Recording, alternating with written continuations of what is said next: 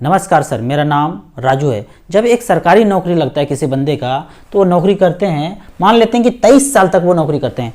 23 साल के जर्नी में 15 साल तक वो कुछ पैसा एक्यूमुलेट करते हैं और एक जगह का, एक शहर का कॉर्नर का प्लॉट खरीद लेते हैं और एकदम सीना चौड़ा करके घूमते हैं कि भाई हमने तो 15 साल में एक प्लॉट खरीद लिया। उसके बाद जर्नी आगे शुरू होता है। 23 साल के सर्विस तक उन्होंने 30 लाख रुपए एक्यूमुलेट कर लिया। इसके बाद उस नौकरी से वो डिस्चार्ज करते हैं और नए बैंक के नौकरी में लगते हैं, जहां उनका सैलरी 60,000 रुपये पर मंथ होता है और जो पेंशन होता है पहले नौकरी से 30,000 रुपये पर मंथ होता है। जब नया नौकरी लगता है बैंक में, तो बैंक के कर्मचारी के दिमाग में एक अच्छा सा कैलकुलेशन बिठा हुआ है कि बैंक जो लोन देते हैं ना, वो फ्री में लोन देते हैं। तो उनके दिमाग में आता है कि 70 लाख रुपया लोन ले लेता हूं, कॉर्नर का प्लॉट खरीदा ही हूं पहले से, उसमें एक बिल्डिंग ठोक दूंगा और फ्री में देता है तो लगभग 5% का ब्याज है। 25 साल तक EMI चलाऊंगा जब तक नौकरी है, तो लगभग 40,921 रुपया हमका EMI आएगा।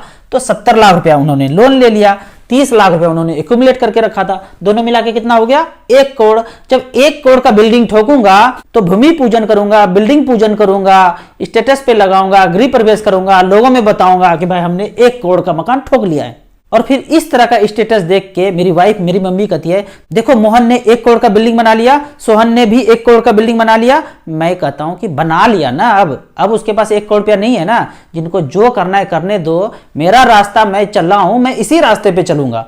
बस आप धूप में 2 घंटा बैठिए, नारियल पानी पीजिए, सेब खाइए, फ्रूट्स एंड वेजिटेबल्स खाइए, अपने जिंदगी पे ध्यान दीजिए, घर प्लॉट फ्लैट पे ध्यान मत दीजिए। अब कहानी आगे बढ़ाते हैं। यहाँ 30,000 रुपये पेंशन है और 60,000 रुपये बैंक से उनको सैलरी मिलता है। 60-30 कितना हो गया? 90,000। 90,000 में 40,000 रुपया EMI में स्वाहा हो गया, तो बचा कितना? 50,000 रुपया। इस 50,000 का मतलब जानते हैं? 40, 42, 45, 46 जब एज हो जाए और 50,000 रुपये इनकम घर में आए, बाकी इनकम तो है नहीं, आपने एक मोढ़ा बना कर रख दिया, 1 करोड़ का फ्लैट है भाई, लेकिन 50,000 रुपये पर मंथ ही जीवन में आ रहा है। उस 50,000 से पता है क्या होता है? सिर्फ एक चीज होता है, 9 AM to 7 PM, 9 AM to 7 PM, 9 AM to 7 PM।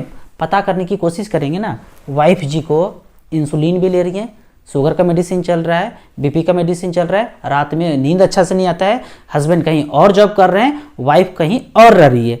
तो क्या सच में इसी तरह का जिंदगी जीने के लिए सोचे थे कि यही जिंदगी जिएंगे? फिर आप कहेंगे ये सब तो कभी सोचा ही नहीं कि जिंदगी कैसे जीना है, बस जो सब लोग ले रहे हैं तो हम भी ले रहे हैं। ऐसे नहीं करना है। ये सोचिए कि 45-50 के एज में आपको कंफर्ट से रहना है, अपने शरीर पे ध्यान देना है, बच्चों पे ध्यान देना है, घर पे ध्यान देना है। मैं आपको यहाँ पे एक छोटा सा कैलकुलेशन दिखाता हूँ, दिमाग आपका सन्न हो जाएगा कि ऐसा जिंदगी में होता है क्या। हमारे जिंदगी में हुआ है ये इस तरह से कि मात्र 5,000 का SIP किया होता अपनी जिंदगी में, उन्होंने कितना समय अपनी जिंदगी का टोटल दिया? 23 साल तो एक नौकरी किया और 25 साल का EMI, दोनों को जोड़ेंगे मैं 40 ही मानता हूं।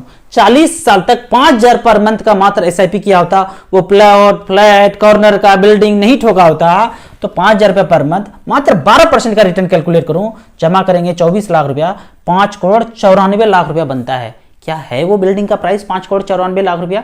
जिनके जिंदगी में इतना पैसा होता है ना, वो खूब खुशहाल होते हैं, मिडिल क्लास से अपर क्लास में स्विच कर जाते हैं। मेरा जिंदगी कुछ ऐसा ही चल रहा है। पर यदि अगर 10,000 का SIP कर दें, तो 10,000 के पर मंथ के SIP में देखेंगे, आप कैलकुलेट नहीं कर पाएंगे भैया कितना होता है।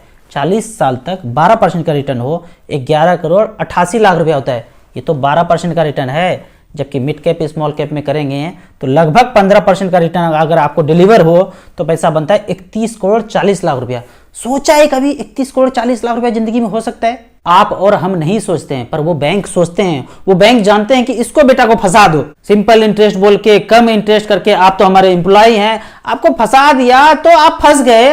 और 1 करोड़ का घर लेके आप जिंदगी भर उसका नौकरी करते रहते हैं, 9 to 7 में आप फंस के रह जाते हैं। तो जो लोग इस तरह के कैलकुलेशन में फंसे हुए, मैं ऐसे 10 लोगों को पर्सनली जानता हूं कि इस तरह से फंसे हुए हैं और जिंदगी में कुछ सुखमय जिंदगी नहीं है। जो पहले जिंदगी जी रहे थे उससे ज्यादा बदतर जिंदगी जी रहे हैं।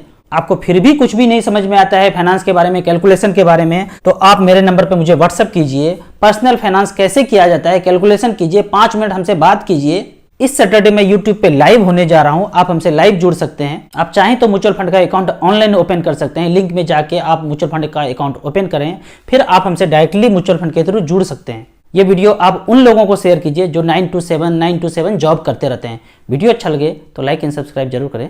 Thank you so much.